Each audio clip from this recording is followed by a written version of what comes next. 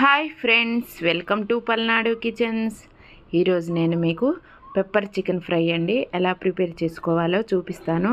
అందుకోసం నేను 1 KG chicken తీసుకుంటున్నాను. చూశారు కదా, నేను 2 లెగ్ పీసులు కూడా తీసుకుంటున్నాను.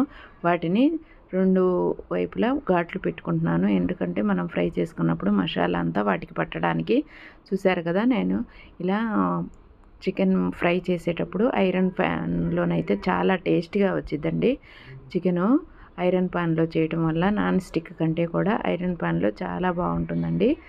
చూశారు కదా, ఒక పెద్ద ఉల్లిపాయ తీసుకొని సన్నగా కట్ చేసుకొని ఆయిల్లో ఫ్రై చేసుకోవాలి. ఇది కొంచెం ఫ్రై అయిన తర్వాత నేను ఫ్రై అవ్వటానికి కొంచెం సాల్ట్ కూడా వేశాను. కొంచెం ఫ్రై అయిన తర్వాత మనం శుభ్రంగా కడిగి పెట్టుకున్న చికెన్ని కూడా దీంట్లో వేసుకోవాలి. ఉల్లిపాయలు మరీ ఫ్రై అక్కర్లేదండి, ఎందుకంటే చికెన్ ఫ్రై అయింది కదా, దాంతోపాటు అవి కూడా ఫ్రై అయిపోతాయి. చూశారు కదా, ఇప్పుడు కొంచెం పసుపు, అలాగే ఇందాక కొంచెం సాల్ట్ వేసాను కదా, ఇప్పుడు సరిపడినంత సాల్ట్ కూడా వేసుకొని బాగా వీటిని ఫ్రై చేసుకోవాలి. చూశారు కదా, వీటిని పైన మూత ఏం పెట్టక్కర్లేదండి. చికెన్లోని వాటరే సరిపోతుందండి. ఆ వాటర్కే మనకి బాగా ఫ్రై అయిపోతుంది అండి. మనం వేరే వాటర్ పోయక్కర్లా ఫ్రైకి. చూశారు కదా, కాకపోతే మధ్య మధ్యలో మీడియం ఫ్లేమ్లో పెట్టుకొని మధ్యలో మనం అడగంటకుండా కలుపుతూ ఉండాలి. ఈలోపు చికెన్ ఫ్రై అయ్యేలోపు మనం మసాలా ప్రిపేర్ చేసుకుందాము. 2 టేబుల్ స్పూన్లు ధనియాలు, అలాగే మనం చికెన్కి కావలసినంత ఎండుమిర్చి కూడా వేసుకోవాలి. అలాగే 1 స్పూను పెప్పర్ వేసుకున్నానండి. చూశారు కదా, కొంచెం చెక్క లవంగాలు కూడా వేసాను మసాలాకి. వాటన్నిటిని ఫ్రై చేసుకోవాలి. ఈలోపు మనం అల్లం వెల్లుల్లి పేస్ట్ 1 టేబుల్ స్పూన్ వేద్దామండి. చూశారు కదా, ఇందాక వేయలేదు కదా, ఇప్పుడు ఇవి కూడా ఫ్రై అయిపోయినాయండి. కొంచెం కరివేపాకు కూడా వేస్తున్నాను.